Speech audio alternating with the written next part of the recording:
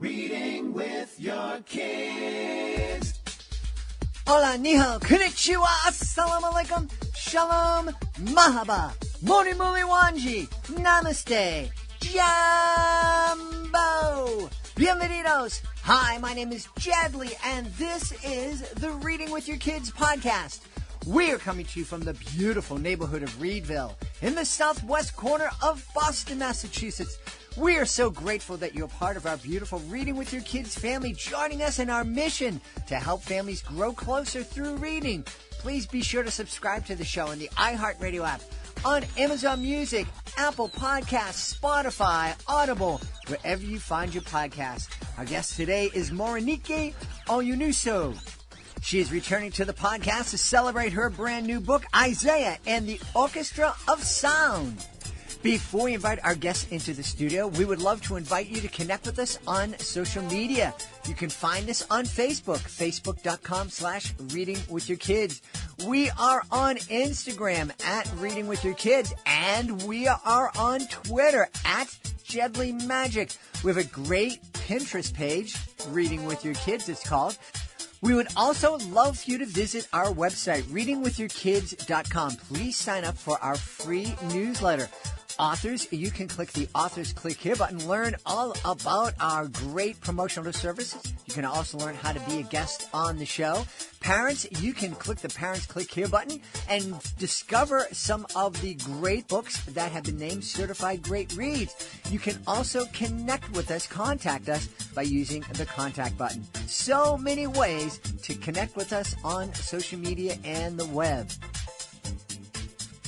We are really excited. Our guest today is joining us from the wonderful state of Maryland. She is here to celebrate her brand new book. It's called Isaiah and the Orchestra of Sounds.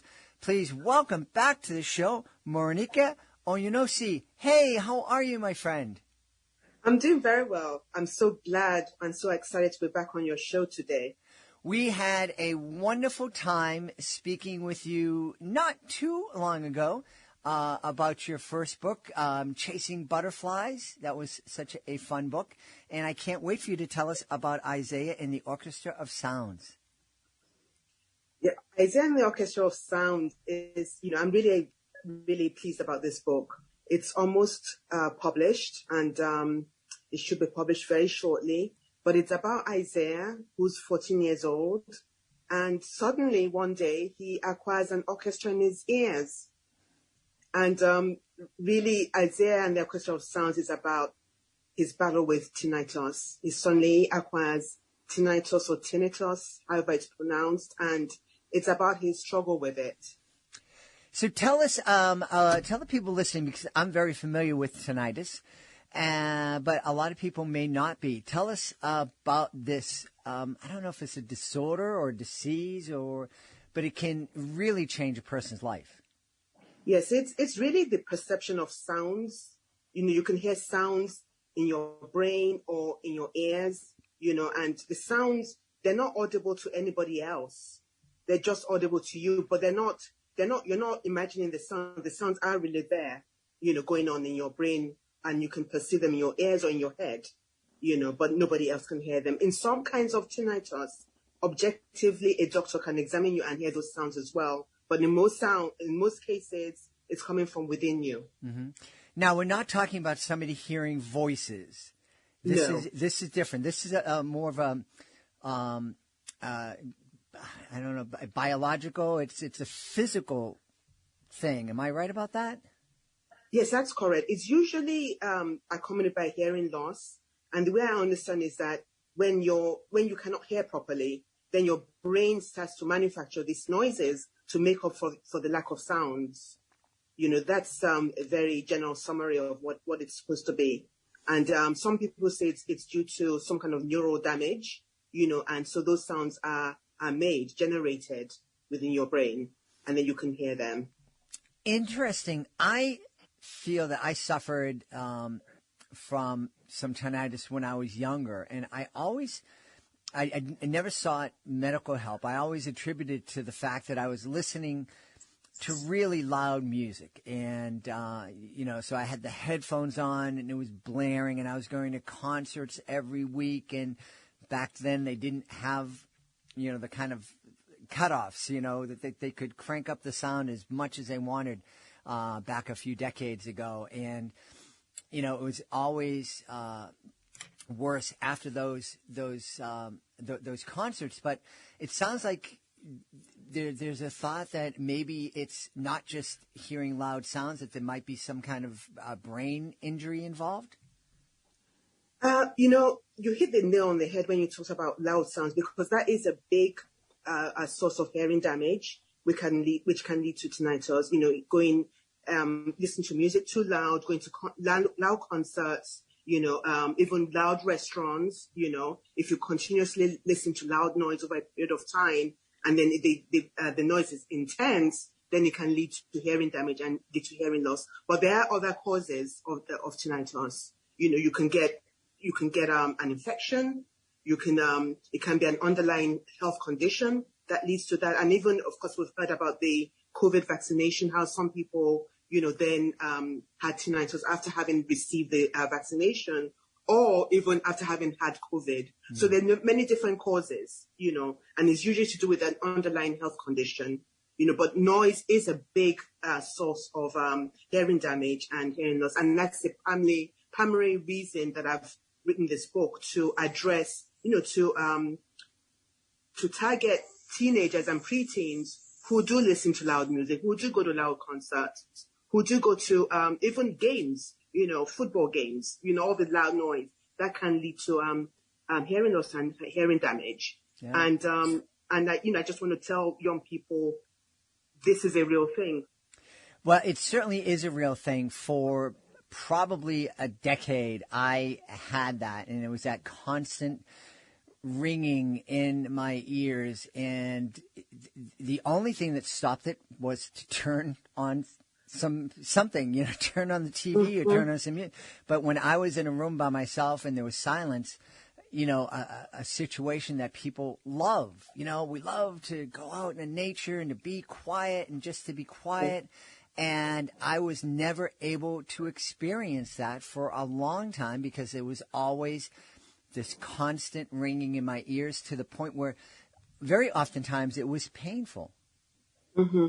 Yeah. Yes. And there are two things that I want to say, Jed. The first thing is that, you're right. I mean, I love silence. I want to come home from work and I want to just relax and rest and, read a good book or something. But it's when you're at the most silent that the noises then become more bothersome. They become louder. The more silent it is, the louder the noises. If you're talking with friends or you're watching TV, the noises may be subdued, although actually loud noise can actually even make the tinnitus worse and make the sound even more pervasive and louder. But usually when, at the end of the day, when you want to relax, then the noises just, really become much louder. And then the second thing I wanted to mention is, you mentioned ringing in your ears, but, tinnitus can manifest in so many different kinds of noises, mm-hmm. Ringing, swooshing, even the sound of train sounds, Wow. You can hear train sounds in your head, you can hear buzzing, you can hear chirping, you can hear all kinds of noises. So it can be pretty disturbing. Wow. Yes, absolutely. So this is, I love the fact that you've created Isaiah and the Orchestra of Sounds to kind of be, throw that warning flag to young people who these days are constantly walking around with the little earbuds in their ears for music or for games. And I know a lot of them were just like me. The volume has to be up past 10, to the very top, and we don't want them to damage their hearing or cause any kind of other discomfort, because it really can affect your happiness and your well-being in a great way. That's correct. And the message is not that you should give up the things that you love. You shouldn't give up listening to your music or going to games and all that. But you can protect your ears. There are things that you can do. The first thing is that you can turn down the volume. Mm-hmm. It doesn't have to be extremely loud for you to enjoy music. You can turn down the volume. You can wear earplugs when you go to a concert or a football game. You can hear. There's all kinds of hearing protection. And the devices nowadays, and for example, there are apps that you can download onto your phone that would tell you um, how loud whatever it is you're listening to is, so that you can, and you know what an acceptable safe level is, and then you can, react accordingly and turn down the volume. Now, so the things that you can do. am I correct in thinking that you have suffered from tinnitus? Yes, I have for 2 years, and almost 2 years, and I'm still praying that the condition will go away, because it is quite it can be quite disturbing. But it just appeared out of the blues. A couple of years ago, I was minding my own business, and then all of a sudden I began to feel dizzy. So eventually, I ended up going to hospital, and they said it was some kind of vertigo that I was suffering from. And then the following day, I began to hear these noises in my ear. And I'd heard about tinnitus, but I never imagined I would ever have it. And, the doctors are not quite sure what caused mine. I don't know whether it was loud noise, but they say it may have been an infection or something, so there are all kinds of causes. But yeah, having suffered from this myself, that was, an inspiration for this book. Yeah. Now, my tinnitus seems to have gone away over time. Is that the only thing that we can hope for, or are there different treatments available for it? They say that there's no real cure for it, but the first thing is that if you have an underlying condition that causes this, apart from hearing loss, then if those conditions are addressed, then, it will go away. There's something called habituation, which is probably what happened in your case, where over time, you're supposed to be able to habituate to the noises, the tinnitus noises, and they become like other background noise, like the humming of the fridge or, chirping of the birds. Is just something that you don't really notice anymore. So some people do habituate, and then they say that stress can make this worse, or stress can, prolong it. So if you're able to manage your stress, or, relax and, cut down on stress in your life, then that could also help you. But they say that there's no real cure. But I do believe that prayers work. We talked about, our relationship with God in the past, and about, our faith. But I do believe that, you can pray and God will take it away, because God does heal. Mm-hmm, mm-hmm, yeah. The other thing I love about the fact that you're bringing this book to young people and also to their families. Hopefully we always encourage families to read together, even when kids are reading independently, even when they're teenagers. It's a great family activity. And Isaiah and the Orchestra of Sounds would be a great book for that, to kind of start that conversation Yes. about, protecting our ears and our hearing. But also, I was very surprised today to hear that tinnitus, that those noises in your ears, it could be an indication that there's something else going on inside your body that needs to be addressed. And unlike me, who just kind of ignored it and waited for it to go away, or as you may be right, I just might have gotten used to it and I don't notice it anymore. There could have been something going on, could have been an infection that really needed to be addressed by a doctor. Yes, and I would definitely recommend that if you suddenly start hearing sounds in your ears. I mean, tinnitus in itself is not a harmful condition. It's just very bothersome and very pervasive. But, it could indicate that there's something else wrong. So what I would strongly recommend that you seek a doctor's help, that you go and see your primary care physician, or, who might refer you to an ear, nose, and throat specialist, but it's definitely something worth checking out. And especially for children, lots of children do have tinnitus, but because they're children, it's something that they've always been used to. So they're not really, they don't really say anything, because, they're just saying it's normal. But if your child should say, Mom, I have ringing in my ears, I think, the parents shouldn't just assume that it's fine, it's normal. That child should be checked out. And, again, it could be an indication of hearing loss, because hearing loss is one of the, most common reasons for tinnitus. Yeah, yeah. Now, am I right? Did I hear right that if, you're suffered some sort of trauma, to the brain, that could be a cause to it. So, for example, if a kid had a concussion, maybe there would, Correct. so maybe that's, if your kid is saying, I hear this ringing in my ears, that might be, hey, let's check this out because maybe my child suffered a concussion. Correct. Yeah. Yes, it could be caused by concussion, a blow to the ear, to the head, an accident, car accident, any of those things, any kind of trauma to your head, to your brain can cause it. When you said that, I remembered at the time that I, was suffering the worst with it. That's when I was playing soccer or football, as it's known around the world. And I was one of those guys who was constantly, practicing heading the ball out in the field. And, I remember taking a couple balls off my head. I'm like, how did my head stay on my shoulders? So I'm wondering if there was, if I was, had some sort of concussion that was causing it. Yeah, it's possible. Yeah. You just brought back images of soccer, with people indeed heading those balls with it. Yeah. That is, it seems like, such a natural part of the game, something that's fun, but it's again, with the things that we know, I guess we need to be more careful. Mm-hmm. I remember when I first started playing soccer, I was taught, well, if you head the ball at this certain part of your head, then it's not going to hurt. But that's a really small part of your head. And even though I get very, very good at using just that part of my head, it was never perfect. And I took some off the nose and off the ears and off the back of my head. That's so funny. Do you, do you take your writing? Is writing a type of meditation for you, a way to kind of, you talked about your faith. Is it a form of prayer to you?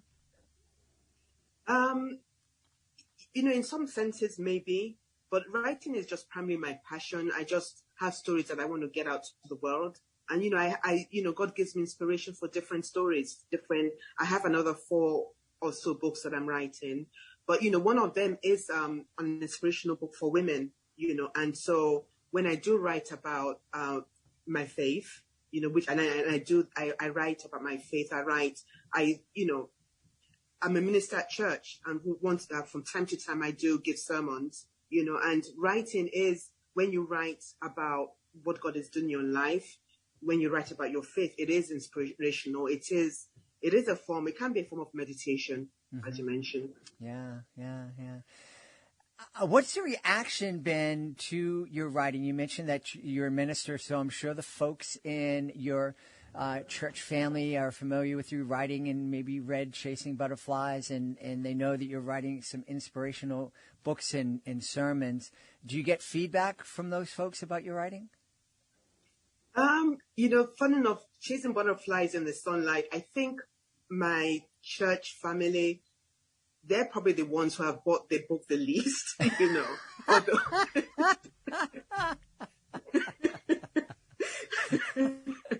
I don't know whether, to be fair, quite a number of my congregation, they have bought the book and they have said really nice things, especially children. The children have come up to me and said, I've really enjoyed reading your book about Ronke. I really can relate to her. So I have had really positive comments.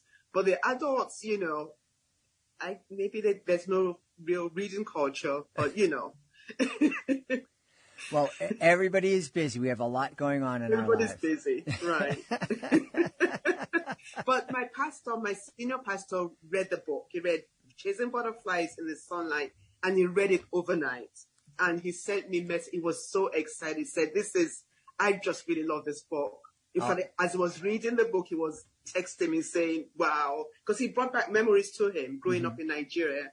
Of course, Ronke lives in Nigeria. She's growing up talking about her adventures. And that resonates with a lot of, people who did grow up in Nigeria. Yeah. And were you inspired by your faith to name the character Isaiah? So that's a funny story. I like to involve my children in what I'm doing. And I was struggling to find a name for the character in this book. So I spoke to my two daughters and I said, help me choose a name. And one of them responded and said, Isaiah. And I said, yeah, that, I like that. Yes. So that's how I chose the name. Well, I have a very brave nephew, great nephew in my life who's named Isaiah, and his dad is constantly sharing pictures of this little guy is like 3 years old, and he stands on the back of horses, full-grown horses. Wow. I can't sit on a pony without being terrified and thrown off, and here's this little guy on top of a horse. That's incredible. It really is goodness. incredible.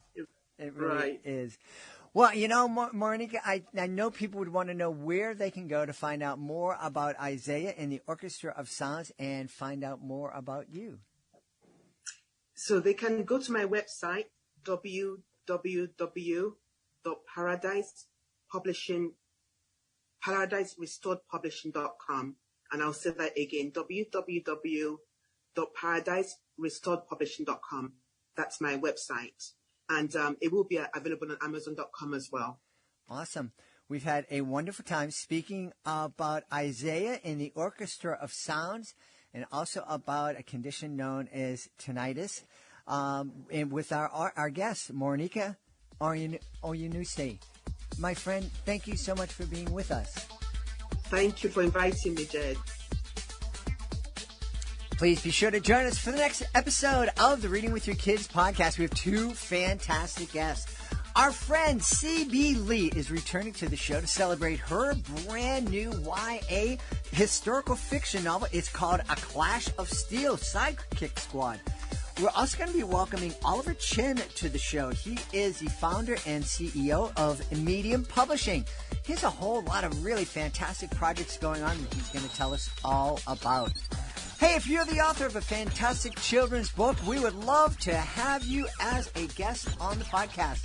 Being a guest, it's fun, it's easy. It gives you the chance to tell thousands of people about your children's book, and it doesn't cost a thing. What a deal! You can go to our website, readingwithyourkids.com. Click on the authors Click Here button at the top of the page. Scroll on down to be a guest. You can also find out about our Certified Great Read program, and you can find out about our monthly promotion program.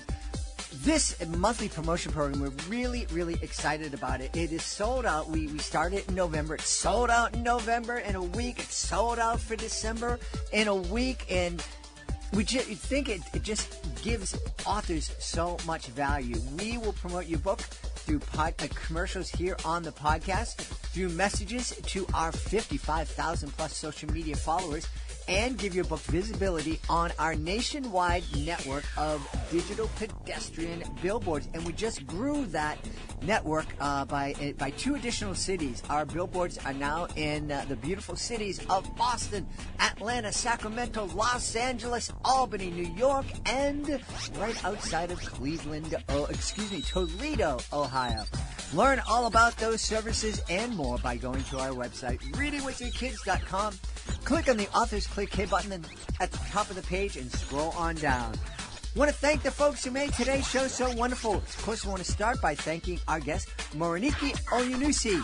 Please be sure to check out Isaiah and the Orchestra of Sounds.